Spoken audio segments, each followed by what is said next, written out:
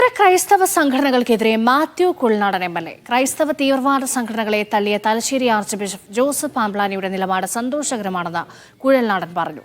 തീവ്രവാദത്തെ തള്ളുന്ന ഇത്തരം ആത്മീയ നേതൃത്വമാണ് ശരി. ക്രൈസ്തവരെയും മുസ്ലിങ്ങളെയും തമ്മിലടിപ്പിക്കാൻ അടിത്തട്ടിൽ ചിലർ പണിയെടുക്കുന്നുണ്ട് എന്നും മാത്യു കുഴൽനാടൻ മൂവാറ്റുപുഴയിൽ പറഞ്ഞു.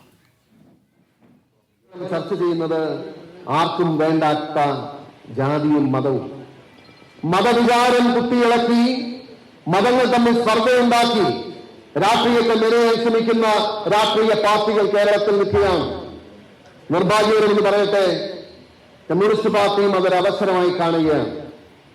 കമ്മ്യൂണിസ്റ്റ് പാർട്ടി എക്കാലത്തും കേരളം അകത്തു നിർത്തിയിരുന്ന രാഷ്ട്രീയമുണ്ട്, മതത്തിന്റെ വർഗീയതയുടെ രാഷ്ട്രീയം. നരേന്ദ്രമോദിയും അമിത്ഷായും ചേർന്ന് ഈ രാജ്യം മുഴുവൻ പിടിച്ചടക്കിയപ്പോഴും ഒരു തുരുത്തായി മാറി നിന്നതാണ് കേരളം.